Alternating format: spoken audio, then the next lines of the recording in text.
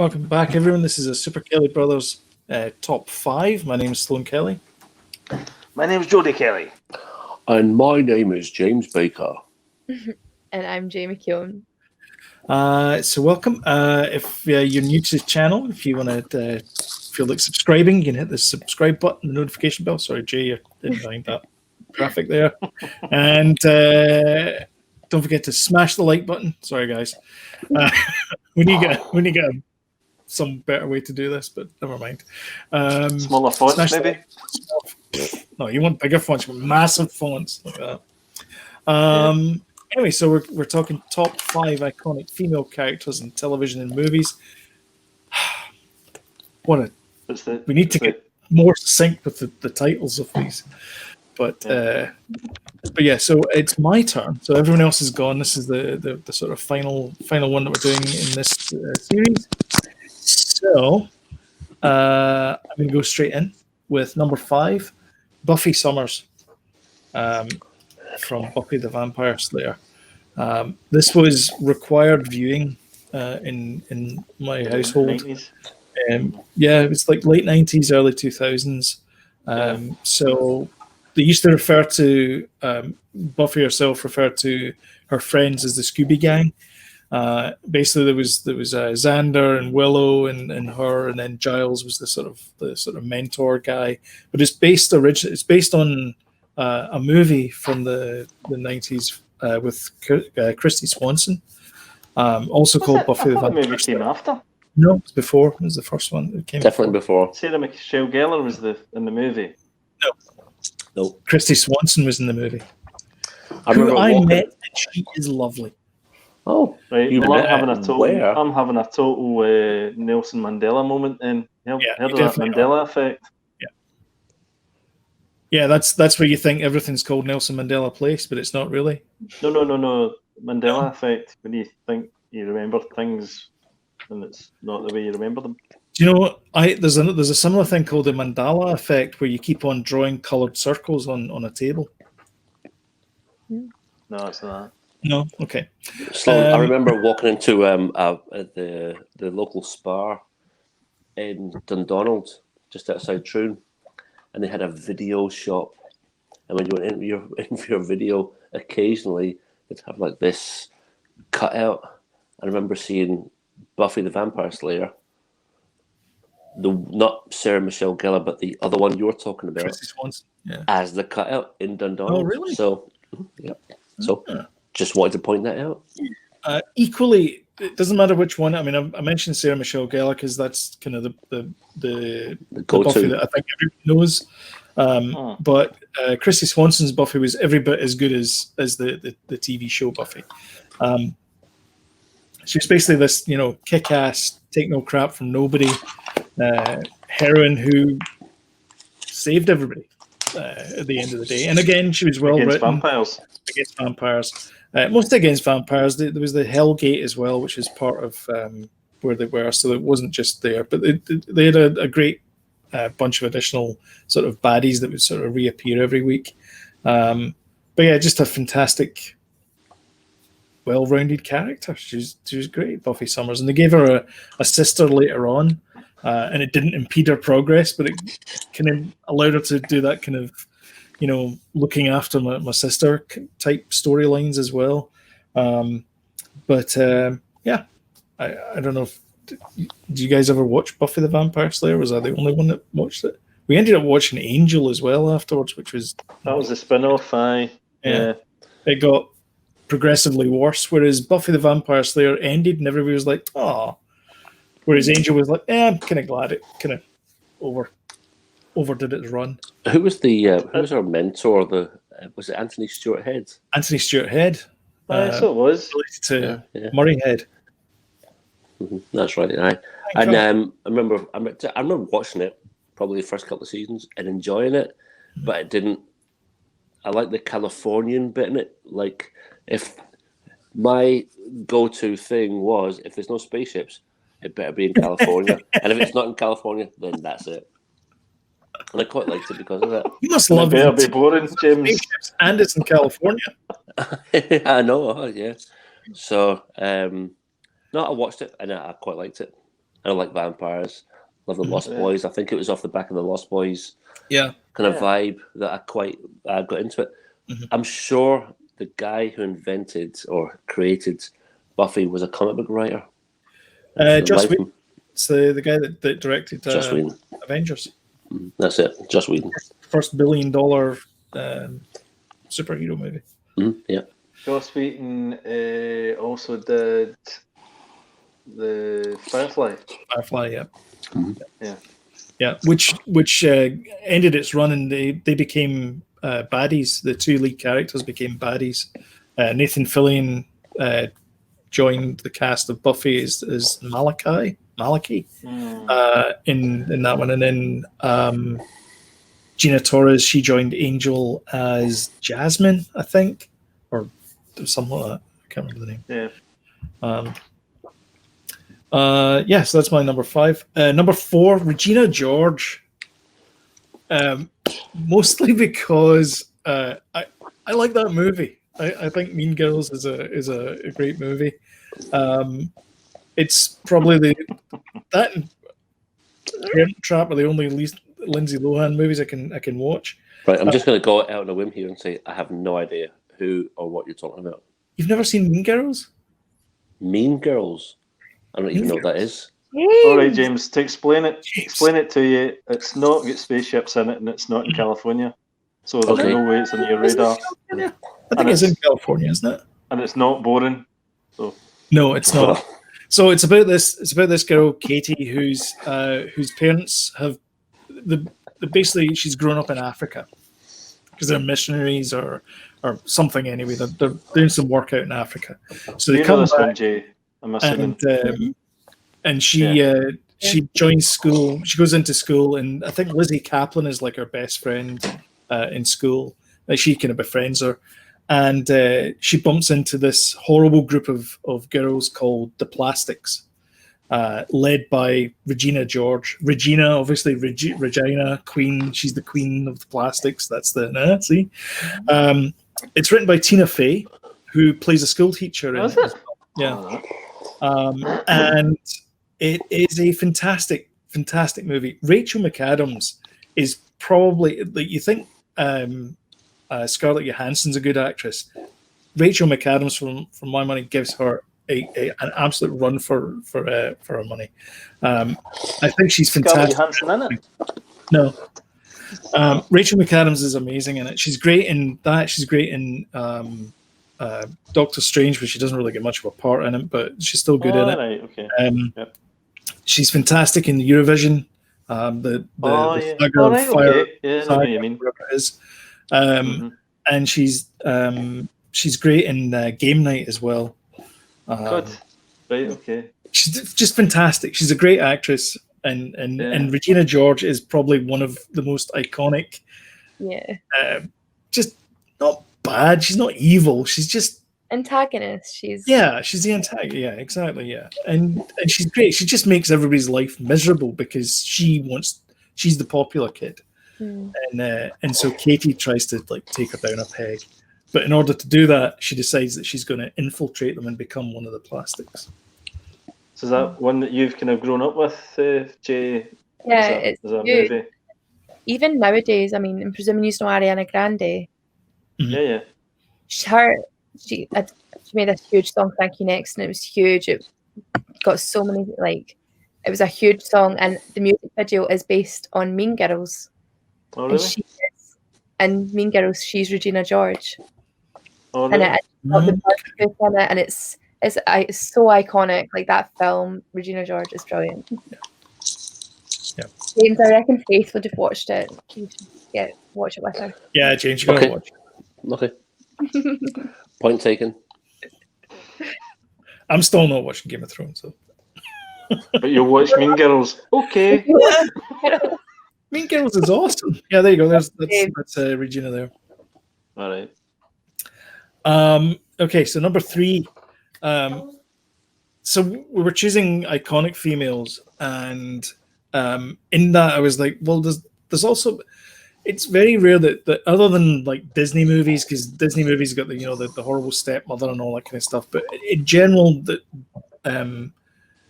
females tend not to play bad people. So this one here, I think is probably. Well, the fact James is talking about a pot noodle or something. I know. Look at you slurping. Sorry.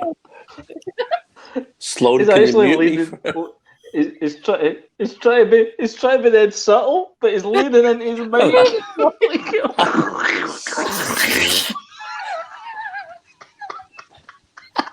No, I'm listening.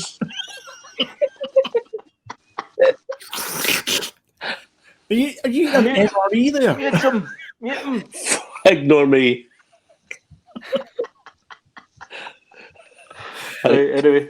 Number 3, Nurse Ratched from One Flew Over. Yeah, definitely. If there's one thing that's going to wipe the smile off my face, Yeah, it's that woman. She is, quite frankly, destroyer of psyches, evil personified. And when you look at her, I swear to God, get a picture of Nurse Ratched, right? Have a look at it. She has devil horns. Her hair is devil horns. Oh yeah. I swear to God, it's true. You look at her and you go, devil horns. She represents the guy that wrote the book said that she represents oppressive mechanization and dehumanization of modern society. And her nickname in the book, I don't know if it's in the movie or not, but her nickname in the book is Big Nurse, which of course alludes to Big Brother. She's just this overbearing, omnipresent, just not a nice person. And she's out there to destroy and control everybody in that hospital. And whether Just it's the for whether it's the a patient. reference point, this is a movie, One Flew Over the Cuckoo's Nest. Jay, have you seen that movie? Yeah, it's my nanny's With Jack Nicholson. Oh, there you go. Right, so it's the big bad nurse, you know.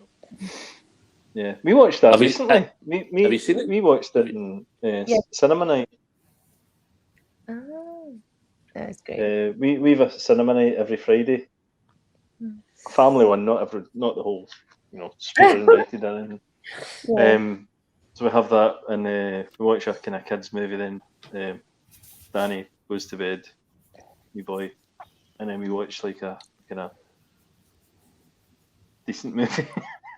And we watched One Flew Over the Cuckoo's Nest. Such a good film. Jay, when was the last time you seen it? Oh, probably 2 or 3 years ago. Must have been. It is a good movie. The last time I saw it was about 20 years ago. But it's still great. Oh, really? Yeah. Well, what I was going to say though is the latest American Horror Story is called Ratched. Is it? And it's following and it's basically her as a young woman. Oh. It's like a wee sidestep, a wee story about her and how she became nasty. Oh, so that's in the same universe. Well, I don't know how it works, but there's a trailer for it. You can see it on YouTube. Oh, I need And to check. it's called Ratched. I always thought she was Nurse Ratched. I thought she was that also. She was ratcheting it up. It's Ratched. But it's Ratched, as in wretched. Yeah. But yeah, I always thought it was Ratched. Check out that trailer. So I mentioned Buffy the Vampire Slayer earlier on, and the actress who played this character actually appeared in Angel. So this is Gina Torres. So this is Zoe Washburn, this is my number 2, by the way, who is actually the number 2. She is Captain Malk's number 2 in Firefly, which is arguably the predecessor of the Mandalorian. It's basically it's cowboys in space, which is what the Mandalorian is. Which is a spaghetti western in space. Well, to be fair though, Firefly copied Star Wars, so technically, no. How dare you? Technically, no. How is it technically? No, it's not Star Wars though. Anyway, no. It is. So it's set after a civil war, Firefly, and Zoe and Captain Mal are on the wrong side of history, shall we say? and they decide to become smugglers and sort of not outlaws, more like scofflaws rather than outlaws. But she rules the roost. She's the enforcer basically. That's her job in the show, is to sort of, Malk says this, and she's the one that has to sort of like back that up. And she comes across like strong competition. There's a couple of characters on there, the Tams, that don't want to go along with the plan, but feel they have to. There's a character called Jane, who's this mercenary guy that the only reason that he's on the Firefly with the rest of them is because Malk gave him a better offer, so that he didn't kill Malk. A guy called Jane? Yeah, he's called Jane, yeah. I think his surname's Jane, but he doesn't, I don't think he ever knows his first name. Thomas Jane. Is it Thomas Jane? No, I'm just saying Thomas Jane, referring to the Punisher. Oh, right, okay. I don't know what his name is.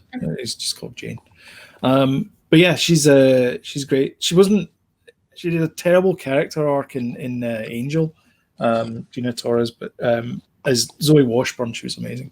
And she was the character's also married to Wash. He's called Wash, the pilot, and he's not as badass as his wife. Let me put it that way. And so she rescues him from things, and it was a nice kind of twist on it. The fact that he's, not helpless, but he's reliant on her to come in guns blazing to sort of to rescue him, as is Malk some of the time as well. Sloan, I'm a bit concerned that your number 2 character I cannot find on IMDb. Zoe Washburn. Let me see. Ah, yeah. Don't know. I'm just, I don't like to let this pass before I can find the character. Did you watch Firefly, James? No, I didn't watch it. I knew it was a. Did you watch Serenity, the movie? No. No. I was totally aware of it, but. There you go. That's sent it to you. Thank you. Got that. Yeah. I'm the same. Actually, I missed out on that completely. There's like 14 episodes. There's not a lot. But there's a lot of anger amongst Serenity and Firefly enthusiasts. Yeah. Isn't there? The fact they never did any more than that. Yeah. Yes, yeah, they still want it, don't they? But I think, I really like the show. I didn't watch it until years later. But I like the show, but it's, I don't know. I think 14's good because it means that there's 14 perfect episodes.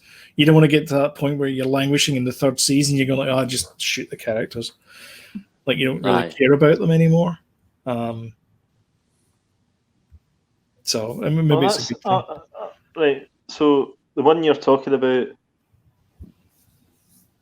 which one? Which character are you talking about? Zoe. All right. Okay. Right. Gina Torres. Yep. Right. Okay. Because see the girl, Inara, Sarah. She was in Homeland, and she was in Deadpool. Oh yeah, she was. Yeah, oh, she was also, that's right. She was the girlfriend in Deadpool. Yeah. You seen Deadpool, Jay? Yeah. Yeah, that's great. Yeah, she's a girlfriend. Next one. Cool. Okay. Number 1. Number 1. I feel I've chosen people that no one knows about, other than Regina. No, everyone knows about. It's like, are you feeling a bit self-conscious? A little bit, yeah. It's just that everyone's going like, okay, great, next. You picked some quite obscure ones, I would say, though. I don't think Regina George is obscure. In I don't think Buffy Summers. I think I might listen. Zoe, maybe. Sloan. Any kind of feeling of like, oh, I'm on my own up until this point, it will now just go away because I'm with you. Yeah. I am with you 100%. I will stand up in a court of law and argue that this character. I'm going to eat my pot noodle to this. It's In celebration. It's the best captain. Let's listen to James eating a minute. I'm actually going to lean into the microphone to get away from the microphone. Let's see how that goes for me. This is arguably the best captain in Starfleet that we've seen on television so far. Mm-hmm. Right, that's Captain Catherine Janeway. There you go. Absolutely. Thank you for watching. See you guys later. Janeway, totally agree. She is the best captain. And I'll explain it in several points. First of all, Kirk, bit of a misogynist. Picard, bit boring. What's his face? Cisco. The whole emissary thing, really. Terrible. Captain Catherine Janeway kept her crew alive in the Delta Quadrant. She did everything that she had to do, except she would not break the Prime Directive. And that shows strength of character and conviction. And she is by far, she loved her crew, and because of that, her crew loved her. And that for me just makes her a great character, Janeway. Are you a Star Trek fan, Jay? I'm not. No, sorry, you meant to say, Jay. Shut the cup. I'm not yet. That's what you meant to say. What's her name? Kate Mulgrew. Kate Mulgrew, yeah, who played bizarrely Mrs. Columbo in a completely unrelated TV show to Columbo. That was her big break, because she played Mrs. Columbo. And I remember Gillian. I remember coming home and Gillian watching multiple episodes of Orange is the New Black, and she knew who Kate Mulgrew was because she's obviously featured in that. Red, isn't she? And her perspective of Is her. That who was in Orange is the New Black? I didn't realize she was Orange is the New Black. Yeah. So the Russian. Gillian's idea of who Kate Mulgrew is and mine's are completely different, because I'm at the beginning of her career, possibly maybe a little bit later, and Gillian's at her most current role, and I'm just like, oh, I love Kate Mulgrew. Oh, it's Captain Janeway, and she's just like, no, it's not. It's whoever this character is in Orange is the New Black. But equally, she's just formidable. Yeah, and you would not want to cross her. Yeah, she's amazing. She's just a fantastic character. Like in preparation for this list, I was like, I knew I was going to put Janeway as number one. So I'm like, I'm going to watch Year of Hell Part 1 and 2 again. Oh my God. Oh man. Oh, it's such a if you don't watch any other Voyager episodes, watch Voyager's Year of Hell Part 1 and 2.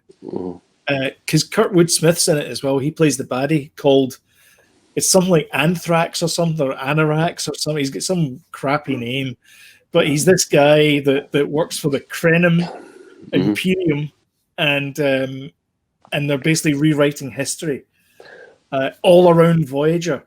And it's Jay. What we're talking about is we're talking about Star Trek. So then there's a kind of a sub genre called Star Trek Voyager, and then what Sloan's alluding to or talking about is this specific. Was it a season finale? I think it might have been season 3 or 4. Might have been so a season finale. So it's usually one episode from one side and one episode from the other, where they can just like give a lot of money to, and that's what he is alluding to. Not alluding to, actually physically talking about. And it's a brilliant two-parter, which is fantastic. It's really, really good. Well, do you know what I quite like about Kate Mulgrew is because at the end of the second or the third season,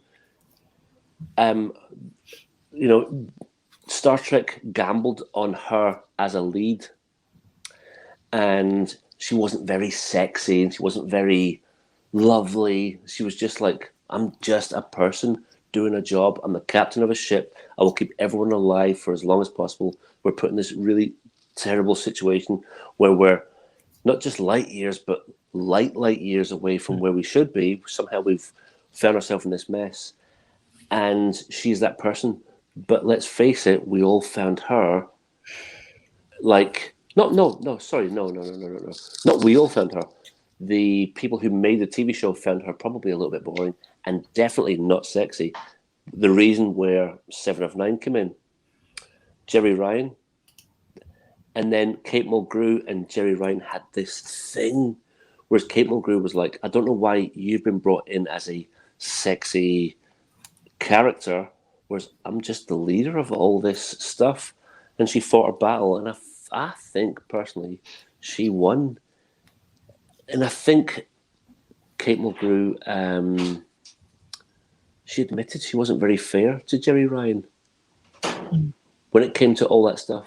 You know, she admitted she was a bit nasty to her, but it was only after the TV show was finished being made, they kind of reconciled their differences. I don't know if you've heard the same thing, Sloan. No, I mean, well, 7 of 9 is not in my list, so. No, she's obviously a strong character, but not on the list. But that kind of dynamic, and that makes me like Janeway as a character and Kate Mulgrew as an actor. That kind of propels her to the forefront of all this conversation. Yeah. Because she was just like, why do you like her? Because she's sexy? Why don't you just like me because I'm me? Kind of thing. Yeah. I mean, I think Kate Mulgrew had a lot of problems as well at the start because they couldn't they couldn't do anything with Janeway, and so what they ended up doing was they ended up changing her hairstyle. And so when you look at the first 2 seasons of Voyager, the only thing that they change about Janeway, they change everything else about every other character. The only thing they can do with Janeway is change her hairstyle. And Kate Mulgrew was quite vocal about, just give her a bun. And that's it. I know. Do you know what I like about her actually is because like people look at Star Wars now and they look at Leia and they look at Rey and they think, oh, she's a strong female lead, which is a phrase I don't like to use, but she's a strong female lead. And that is in 2020 or 2019, whereas Kate Mulgrew was doing it back in the 90s. Yeah. She was making it happen back then. 7 seasons. She lasted for 7 seasons. Mm-hmm. So yep, she must be doing something right. And to be honest, like I said, Janeway, she had a tough job to do. She was originally a scientist. She's on a science vessel. That's what Voyager's supposed to do. And she is basically flung into this position of having to keep the crew safe, and she does it well. And she does it great. She does a fantastic job of it. Absolutely. Much more, I think, than Picard or Kirk could do. I mean, Kirk would have just opened up and lost all the torpedoes at this first sign of trouble. Aye, totally. I think she holds it together far better. Jody, always like when we get to the Star Trek bit because you're just like... So quiet. What? What was that? Anyway, I'll read my thing back. I have no input whatsoever. It's fine. So number 5, I had Buffy Summers. Number 4, Regina George from Mean Girls. Nurse Ratched from One Flew Over the Cuckoo's Nest. Zoe Washburn from Firefly / Serenity. And then finally, my number 1 was Captain Catherine Janeway of USS Voyager NCC 74656 Intrepid class. Christ, you pair of nerds. I just love. Like you don't know that's a YT-1000 Corellian light freighter that the Falcon is, or whatever it is. Exactly. I don't know if exactly my point. Maybe it is. I don't know. Anyway, thank you all for watching. Sorry guys, I'm gonna have to hide you again. If you like this video, smash the like button. And feel free to share it. And of course, if you like to get timely reminders, then don't forget to smash that subscribe button and the notification bell. And thank you again all for watching, and we will catch you in the next one. Goodbye. See you guys. I'm totally eating my pot noodle now. I'm so hungry. Should we do just top 1 next time? I know. I think so. By the way, we should maybe do the next top five pot noodles, Jim.